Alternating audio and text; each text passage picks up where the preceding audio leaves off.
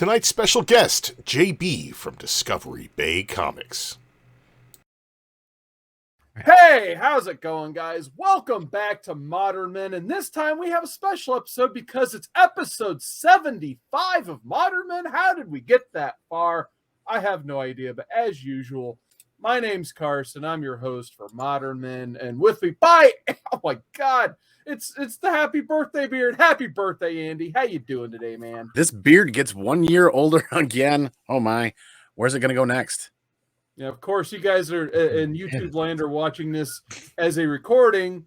Just go wish Andy a happy belated birthday and all that good stuff. But happy birthday, Andy. We're glad to have you here down there in the basement. We got DruManchu, baby, with his Britt Bakers and his She-Hulks. How you doing, Drew? I got a lot of powerful women around me here in the basement. Yeah, I got to soup up the estrogen around here since I don't have all that beard testosterone that Andy's got. And returning to Modern Men, he's always welcome back. And he requested, we need to talk about the truth. Special guest, JB from DiscoveryBayComics. How you doing, JB? Thanks for having me on. I'm excited to be here. It's been quite a while since I've been on the show. You guys have been doing a fantastic job. That last episode with the Venom, fantastic. We're very happy to have you back. Let's go ahead and talk about it because I had to finally just hit the record button. We were so eager to talk about this read that JB recommended, The Department of Truth. And this is one for me I've actually been wanting to read for a while. The first issue of The Department of Truth, in my opinion, is an excellent hook. It's everything an Image comic should be, in my opinion, and number one. You read it, you're kind of wondering what this overlying mystery is, and at the very end, it just hits you with that big twist and makes you want to get that issue 2 and hopefully the issue 3 and so on and so forth. I want to get right into it. Andy, what are your first impressions of Department of Truth? First impressions when you open it up is this is gonna be kind of rough, but it does a few solid deliveries for the readers at the end, like you said, like the twist. All in all, I ended up picking this up issue to issue, and I think this reads much better in trade than it does issue to issue, in my opinion. All right, Drew, what about you? What are your first impressions? Man, the conceit of this story is fantastic. You get a really nice setup for a building world of continuity. You get a Monster of the Week type setup as well, so each issue can stand on its own. And then from cover to cover, it's just an outright assault on your eyes in the worst way possible. This is the ugliest book I have ever read. Now, JB, I know you told me before we started the show, you've been on this book, this whole Department of Truth train, pretty much since the book came out, and you've been picking up individual issues. I saw you held up the trade earlier. What has encouraged you to really get behind Department of Truth? What is this all about for you? This is my dad's conspiracy theory. What he had been teaching me as a child and indoctrinating into my mind, that, things are not always as you seem, and whoever has the popular opinion is the truth. And that in this storyline, this book, this writer hits on all these little nuances of these tales that you've heard growing up, tales that you've heard recently. One of the stories talks about Barack Obama not being a citizen. I mean, just all these goofy stories, they touch on these. The art's definitely something, but the overall storyline just gets you every single week. And issue 1 was fantastic. For them to open in an interrogation room, you're not exactly sure what's going on. And then the next scene, you get introduced to the real character. The character that we're following is a guy named Cole. He was an FBI teacher at Quantico. So in the first couple of panels, you can feel the tenseness in his narration that, are you going to kill me? Am I going to die? Because he just doesn't know what's happening. I was taken from the first, and that reveal at the end, I'm all in. I thought it was great. I know the art's tough, but get past the art and get into the story, and you're going to love it. The art. Now, we've already even mentioned the art here in passing, just going over our initial thoughts. So I'm just going to go ahead and start with Drew on this one, because I know you got a lot to say about the art. So, Drew, I'm just going to let you take it away, man. It's like a kindergartner put together a collage project. And then they were like, well, let's draw a couple lines on it to make it look like a dude holding a gun. There are scenes in this book where it's two shadowy figures on a grainy television, which is already an obtuse thing to display. And then you chose the most obtuse way ever of displaying it. It just makes no sense. I actually kind of like that. You can't quite see the image, but you can kind of make it out in your head on what's going on. And I think that's kind of part of why they chose to do the art the way they did. It's not completely clear what the truth is and what's supposed to be in your head crystal clear. There are big splash pages where you get a feeling that the artist wants you to have, and those work really, really well. But when you get panel to panel action, there's absolutely no rhyme or reason to the way things are displayed, and it's just not good. It's really, really bad. There's also really bad design choices of misoutlining the word bubbles in a way that draws your eye away from the letters you're supposed to be reading to the edge of the word balloons, which to me is odd. This is a really good story that grips you and pulls you in. But I found myself reading the very dialogue heavy pages and not even looking at the art because it is not good. It is not good. Not good is the nicest thing I can say about the art in this book. It's not good at all. Okay, so you said splash pages. You're telling me that when you saw the edge of the world here, you thought that was horrible. It looks like somebody on it. Oh my God. I'm not saying the art's great but this is probably the one book, and I remember mentioning this on my show, and Perry Comics said, you know, we read comics because of the art. If the art's bad, I might as well just read a book. Right? I would like this better as a novel. This would read really, really well as a novel, but you need the art to tell the story. You don't feel the lady in red without seeing the lady in red. You don't feel, you know, the guy who's eating the baby if you don't see that visual and how creepy he really is. Yes, it is tough. It's not the best art. It's definitely not the best art, but I think the story is so good that it compensates for the art. It's kept me going. It's a stylistic choice that really fails. Yeah. It falls flat on its face. I will never buy an issue of this book. And I thought that the first trade read really well. It's just really, really ugly. Stylistic choice or not, I disagree with Drew. This is not my top level of art. I don't find it mind-blowingly fantastic, but it's like a mix of David Mack and Dustin Nguyen, and there are some stylistic issues or challenges here, but it's a mix. It's a mix. I'm telling you, this is a style of storytelling with art in here that draws you into an area of fear and dread when you're reading some of these panels. For me, I don't want to turn the page and see another ugly ass page. I'm dreading how bad the art's gonna get on the next page. When I first opened the book, I'm like, oh man, this is gonna be difficult, but you gear your brain towards it. The more you read it, the easier it is to see what they're trying to do. When they want to deliver clarity, the panels panel to panel get a lot clearer, a lot sharper with more detail. The line work is incredible in a lot of these panels, in my opinion. The facial stuff that they do when they want to add clarity to a character, you can see. When they want to add confusion or fear or doubt, they muddy things up and they make it really kind of hard to see. I can see what they're doing on the storytelling side of things from the art aspect, which draws me in a bit more. Although I do still agree that the art can be difficult. I've had to read this through 3 times, I think, to find it's like an onion. There's layers and layers and layers and layers. Issue to issue, month to month, off the shelf. This was actually a really hard read for me. The art, like, once my brain was geared to somebody else's art, this was almost kind of offensive to open up when you're coming from something Marvel superhero related. It's kind of shocking. But when you sit down and you get immersed into the book, for me, I felt the art was enjoyable. Not top tier in my opinion, but I can see where they're going with this. Art wise, it's definitely like an onion. It stinks.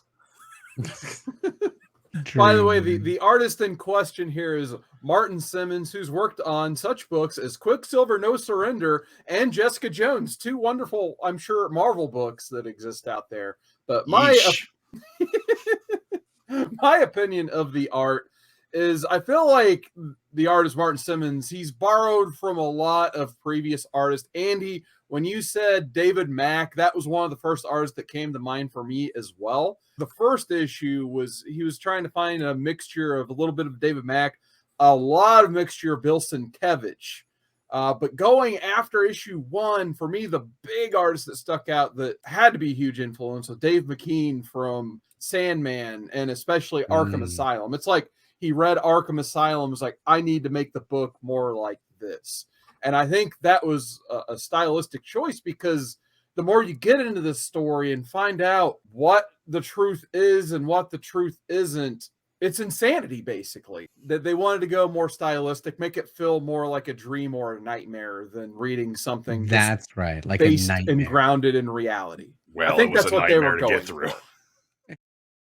So let's get more into the story details here. So our main character, Cole, finds himself at a flat earther conference, and he's an FBI agent, as JB stated. And basically, things get really weird when he boards an airplane, looks out the window, and oh my God, it turns out the earth was flat all along. And they get off the plane, and that's where our character Ruby comes in. She kind of handles these guys with guns and takes Cole into the Department of Truth and gets a lot of exposition from this mysterious character. He pretty much looks like he's the guy in charge of the whole operation.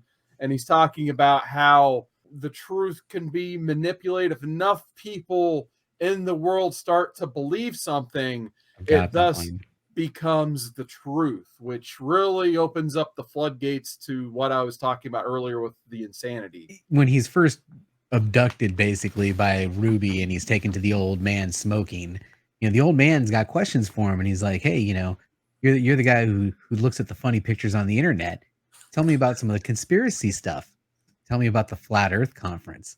He goes, well, he's at this conference and it's just regular Joe Schmuck, fat guys, a bunch of white guys, just nothing special. But when he's going back to his room, he gets confronted, and they say, hey, come with us. We're gonna show you something, because do you believe? And he's like, yeah, I believe. He ends up meeting some two very wealthy, eccentric guys who put him on a plane, and the plane goes. And then he finally gets woken up, and the guy's like, you're gonna miss it. You're at the edge of the map. And there's this huge splash page that makes it look like he's at the edge of the map. Okay. So this plane lands, and as everybody's getting off, looking around, they're greeted by one person who kills everybody except for him and says, I'm here to collect you. That's why he thought he was going to get killed the whole time. This was the line. You ready for this line? And it just gave me tingles. The more people believe in something, the more true that thing becomes. The more reality tips in the favor of that belief. In Antarctica, that group of men managed to make enough people believe in the truth of the flat earth for it to manifest a reality. They got enough people together for them to see the reality that they wanted to see, which goes back to, what is the truth? The truth is whatever the majority sees. And in that room, he had enough people to believe it, and that's what they saw. I gave me chills. And then at the end, when he says, you're not working for the FBI, you're working for us, and I'm Lee Harvey Oswald. Welcome to the Department of Truth. Done. You had me. I wanted to see where this is going next. Now, did 2 live up to the hype of 1? No. 3 did. 3 had me in tears. 3 is definitely my favorite issue of maybe all of them. It's between 1 and 3, honestly. 1 was just such a solid #1 issue to have that hook at the end and make you want to keep reading. But issue 3, I mean, it really did a good job of, Drew kind of described at the beginning of the show, the monster of the week type thing. Does it give you a little X-Files vibe? Absolutely, it does, yes. Totally. The two of them as a team. You got Ruby and Cole going out, to these different scenarios that happen in this book, and it totally gave me that X-Files feel. Well, at first, before the main character reveals himself to be Lee Harvey Oswald, or one of the main characters, he was smoking a cigarette, so when he was talking, the only voice I could hear was a cigarette smoking man from the X-Files until he kind of revealed himself as Lee Harvey Oswald. But issue 2 they kind of just use that to explain a couple things. They introduce a couple more characters. You have this like heavier set guy that kind of surveillances people. He kind of reminds me of the dude who runs Ain't It Cool News website or whatever. And then there's like this other tech girl who reminds me of what's it like Abby from NCIS. Basically, she flips people off when they disturb her in the hallway. And but then the doctor with the tinfoil hat. That's right, Doc. Yeah, he literally they had to have one guy with the tinfoil hat. So you get Doc. He's your other character. Issue 2 is talking about the Starface Man, and it opens with an interview of a young boy, a child. Come to find out, this is Cole, our star, giving this interview to who? I don't know. But it was a dream that he had about a star-faced man who was eating a baby, which was really horrific. And as he's given the interview, they're telling him, it's okay. None of this is real. None of this is real. But in his mind, it was a terrible nightmare. He had this experience, and that's the experience that he really wants to chase. If given the opportunity, if you guys are going to let me do what I want to know what's the story with the Starface Man, because guess what? He's not the only one who's ever seen him. When they go visit the tinfoil man, he goes, let's check the archives. And it is literally rooms and rooms of paper pinned to the walls and strings going in every direction. And the guy's like, is this really how you archive data? And I thought he was a fantastic character. He was talking about why they don't convert to digital. And he's just like, well, you never know when someone's going to update like someone's Wikipedia page. And then that starts to manipulate the truth as well. So I did really like that. But Drew, what did you think of issue number 2? Issue number 2 is clearly my favorite issue. Story-wise, you lean into Cole. Satanic Panic becomes the monster of the week. But Cole is the root of that. So you get a lot of character stuff with him. You get his, Mulder's sister was abducted by aliens moment where you see what drives him in this story. And you also see that James Tynion is clearly ripping off everything Joss Whedon never did with his build a team Buffy style. Everybody's got their own quirkiness about them, and all these characters have their role to play. I like the way that they built the team up. So you learn about who is the Department of Truth, who they've got working for them, who's on his side here. And you learn about what's going to motivate him to ask those questions and dig deeper. I really dug that. It was just ugly.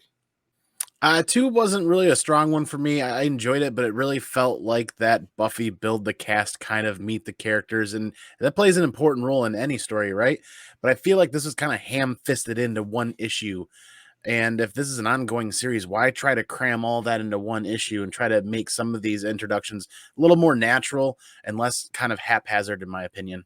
So let's get into issue 3, because it's definitely one of the stronger issues of this whole trade. It starts off with a poor single mother. She had to move to a gated community, and you kind of find out her child was a victim of in-school gun violence of some sort. Her child has been killed, but then there were these rumors online that caught a lot of attention where the kid and the mother were paid actors, and this was all some sort of conspiracy to create doubt against gun violence. So, politics could step in and seize control of guns.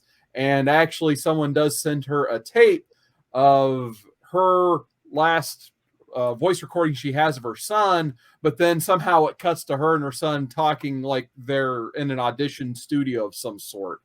So, JB, you said you really like this issue. It made you tear up and cry a little bit. What did you think of this whole scene with the mother before you even get to meet the characters again in this?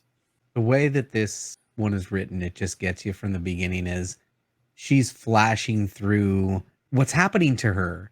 And you don't believe it. Why would somebody do this to a mother grieving from the loss of her child? She starts to doubt whether she actually did lose her child. It goes back to, if enough people say something, does it become true? And if you want it bad enough, does it become reality? At some point for her, it flips. She starts to believe that her son's not dead, because look at all this evidence that people are showing me that this was a hoax. And if it's a hoax, then my son's alive. And where is he? No, your son's dead. Why are people doing this? And that's where Cole comes in, and Ruby, their job is to squash the rumor, because she's adding fuel to a story that is not real.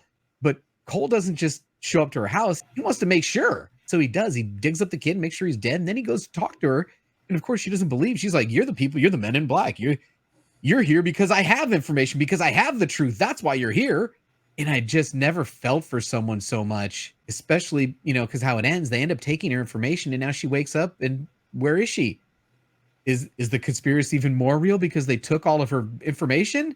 Yeah, the most heartbreaking thing about that is she has been convinced that this kid is alive. So she's had to fabricate in her head that the better outcome is the kid was an actor. It's her son and he was shot and killed, or it was all an act, but he's still alive. Either way, it's tragic. This is the most impactful issue in the series, in my opinion. The tragedy of gun violence that it is in this issue, it hits hard, and there's a lot of great storytelling in the art here as well, without a lot of dialogue, which sometimes just kind of draws me into that environment and really kind of kicks you in the feels. And the imagery used in this issue is up there for issue 3 when it comes to America and gun violence and where things are at. This was my favorite issue out of the 5 issues. Yeah, kind of going back to the art for a second, I feel like this one was the one that was closest to Arkham Asylum for me, especially like that last splash panel where she's just screaming, and they really like mess with muted and then like purple and red and yellow colors, and it just looks like the end of a nightmare because it's the end of an issue, even though the lady's nightmare is probably still going to go on after that. You're starting to realize that this is a story about the power of misinformation more than anything. She's driving herself crazy because the misinformation is affecting her view of reality. But their interference can really do nothing but reinforce her feelings that there's something nefarious going on behind it. At the end of the day, it feels like it's kind of pointless for this woman, and it's an exercise that Cole's kind of sent on by Lee and the crew to kind of see if he is up to the task of doing the things they want him to do. Issue number 4 for me, I think it definitely serves the point of like, is the Department of Truth a good thing, or is it just another problem in terms of what Cole is facing? Drew, you touched on it earlier. This is where James Tynion used political current events and political ideas, put his opinion on the page of it. It was clever the way he did this, though, because he's telling this issue from the point of 2 reporters that have received some documents. Are they true?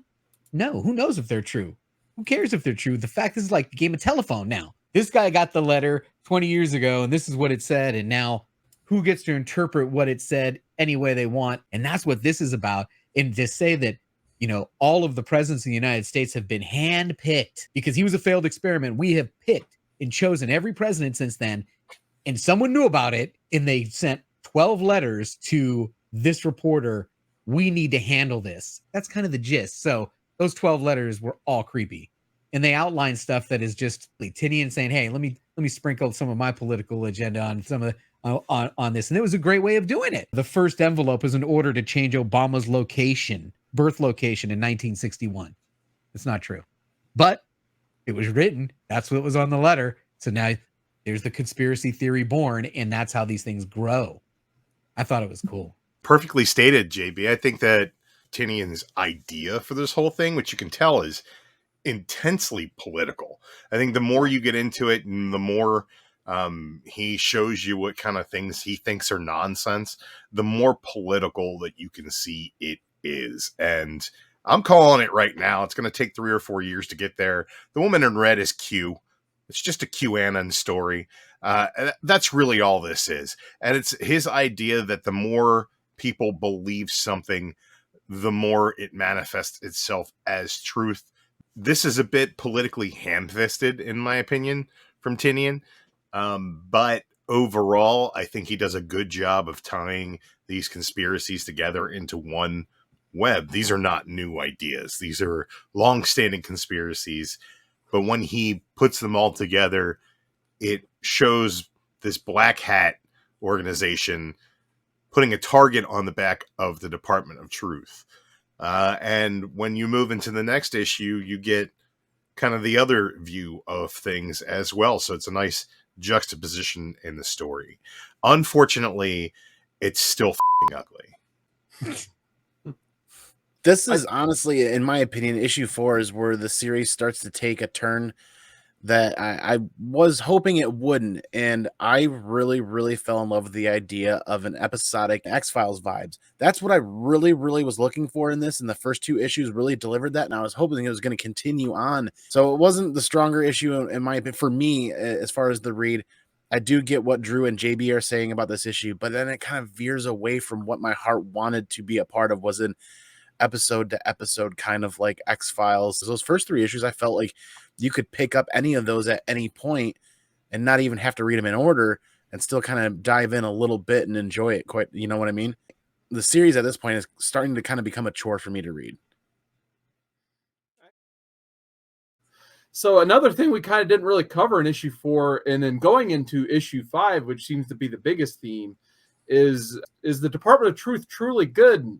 You really question that when Lee asked Cole to go kill these 2 reporters, just invite them in and kill them. They state earlier that there is no Men in Black nullifier that's going to erase memories. We just have to take care of the situation. And Lee's idea of taking care of the situation, not only does it eliminate the reporters as a threat, but it also shows that he can trust Cole to be out in the field, because so far he's like 0-2 at this point, getting ready to be on strike 3 because of his mess ups with the single mother earlier and just his first interaction in general.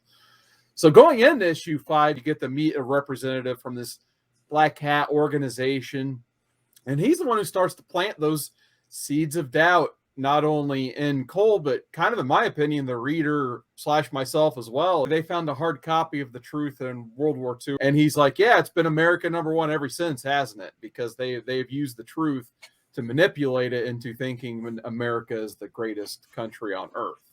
It asked the question, is Cole on the right side? Is there a right side? Black Hat makes some very interesting points. And I think the overall arcing point is, are we not allowed to have our own opinion? If you have 100 people in the room and the one guy says the earth is flat, the Department of Truth is telling us that he's not allowed to have that opinion. And Black Hat's saying, I didn't make the opinion.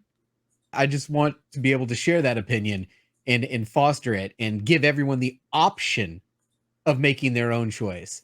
And it's powerful, man. And he starts to question it. Man, you're right. I just killed 2 reporters. Did I do the right thing? What am I doing? But Cole's husband, you kind of see degradation of that relationship just as soon as he gets introduced into the Department of Truth, because they're pretty close the first time you see him. But then around this point, after he kills those reporters, his husband calls him and he's just like, is everything all right? And he's kind of just blowing him off, and their relationship is quickly going down the tube, unfortunately.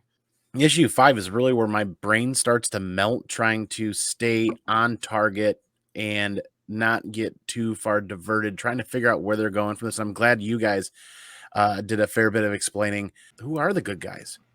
Oh, wait, they might not be you, the central character. You might be a bad guy.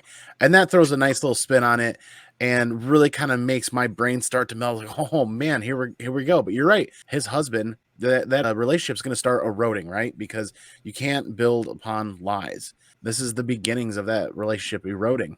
I really like how it does stimulate that thought and make you ask a lot of questions. I think that's some pretty cool storytelling. But Drew, what did you think of issue 5? Here's my favorite thing about issue number 5.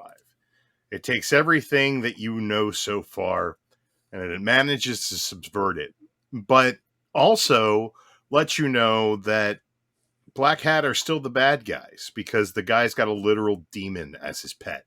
He's got a literal demon as his pet. Good guys don't walk around with baby-eating demons on a leash. It's just not something that happens. But I can tell you what else happens in this story. The more questions you ask back and forth about whether or not the Department of Truth is good or bad, the more convoluted it becomes, and the easier it becomes to tell myself, I don't need to read issue number 6. It's very well cemented by the end of this thing that the conceit is great. The story is pretty well told, but where they're going with it is questions that I don't need answered. And the art is showing me that I don't want to look at the view along the way. So, yeah, mission accomplished. And I do kind of like how in issue 4, Lee lays out everything you kind of need to know there. There's going to be a lot of details and a lot of things that are there, but you can't sink into them that deep, or else you'll just get completely lost. And I think that's kind of some advice to the reader as well, especially at this point, because you kind of said that the monster was this guy's kind of pet. I still don't even know that. I still think that Cole may have created this, and yet somehow this Black Hat organization has learned a way to help him cope with that and make it look like they're manipulating it. But maybe it's Cole or vice versa. You don't know. And I really do enjoy the mystery. Let's get into some final thoughts here. Andy, we'll start with you. What are your final thoughts, and how do you score this thing? It started to become a chore, and I actually stopped buying the book somewhere in like issue 9 or issue 10, and haven't even read past issue 5 at this point. It doesn't stick out in my top 5 or 10 reads, and it isn't complete garbage like where others may have gone. It's just kind of in the middle, and I'm just waiting for this to be forgotten, essentially. Like, the book has kind of caught some traction with collectors looking for some of those issues, but every time I look at this, it is a volley of variant covers, and it's just like, it just looks like work to me now. It just looks like a chore to try to collect a series and read the series and keep up with it.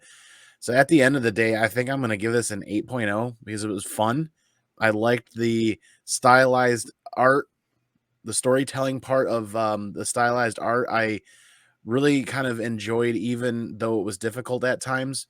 And I like the idea where they're going with this. There's what else out there in the market is doing like a cross between X-Files and Something is Killing the Children and monsters and everything else right now. I think it fills a niche in on that shelf at the new comic book shop every month that was kind of void. I mean, it hits a lot of targets for people, but I just don't think it's for me at the end of the day. So I'm falling like an 8.0. What about you, Drew? Well, if you take a score of 10 being perfect, right? And half of it's the story and half of it's the art. The story gets a 5, maybe like a 4.8. The art gets a 0. It's a 4.8. This book, oh my God, what a fantastic idea. What terrible execution. It pains me to look at this thing, which makes it harder to read. This might be the worst thing we've ever read on Modern Men. This worse than Reaver, worse than Tornado's Path, worse than every crisis rolled into one. You hate Reaver. I hate Reaver. I hate this book. I hate the fact that it gives me something that could be good if they just, I don't know, put in an ounce of fucking effort on the art. 1 ounce of effort. It's not good. It's ugly. It's terrible. Drew. This is just muddy and garbage. The colors are terrible. The inking is awful. Whoever decided on the design choice for this whole book, who came up with that?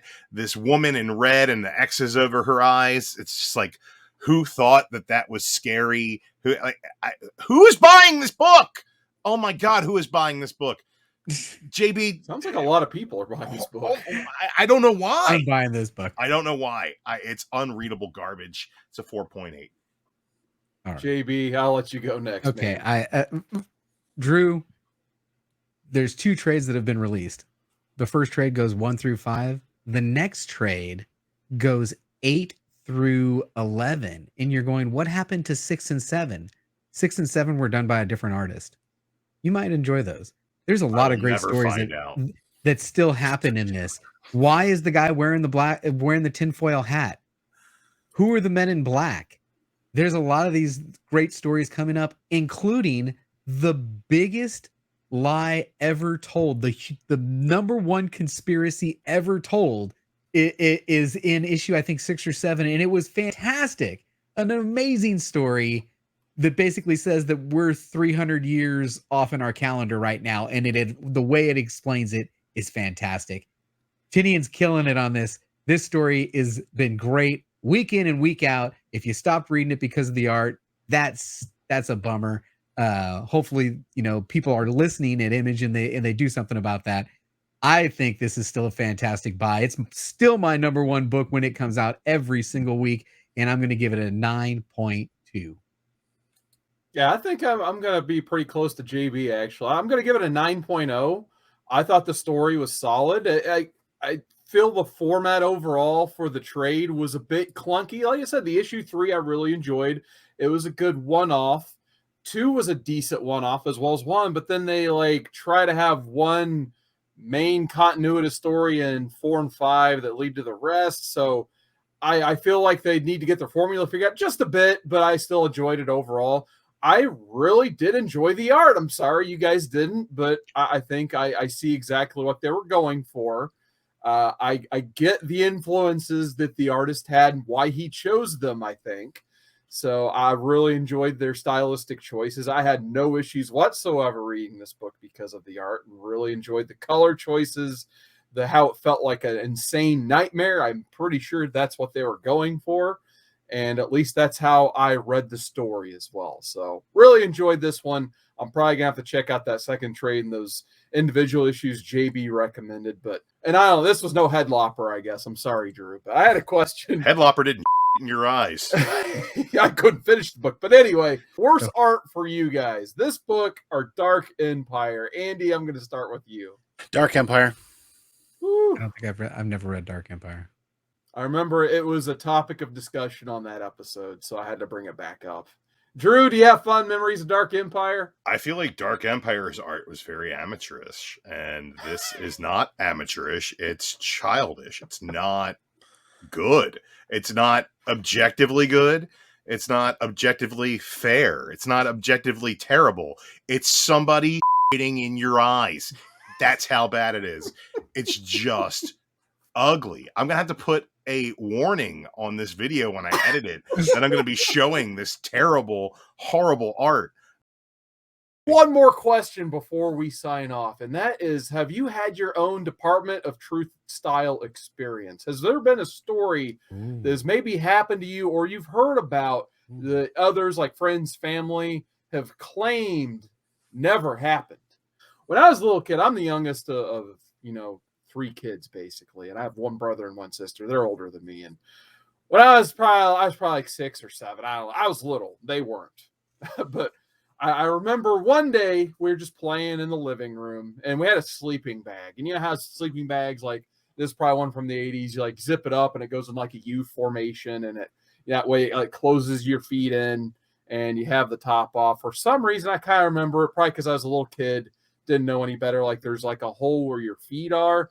But I swear one time they zipped up a sleeping bag with me in it with the zip part up here, and I was completely inside it. I probably could have just like slithered and snaked down the bottom, but I was a little kid. I couldn't have done that. So I was like, I always give them flack about like, yeah, remember that one time you zipped me in a sleeping bag? And they're like, we never did that. What are you talking about? Even though I remember where it happened, I remember it like it was yesterday. It was like one of my most vivid memories from when I was a kid. It's such a dumb memory, I know, but I just thought it was funny. And they were like, no, we never did that. They were dead serious. They would at least go up to like, oh yeah, we got you good. But they're just like, no, never did that. Don't know what you're talking about.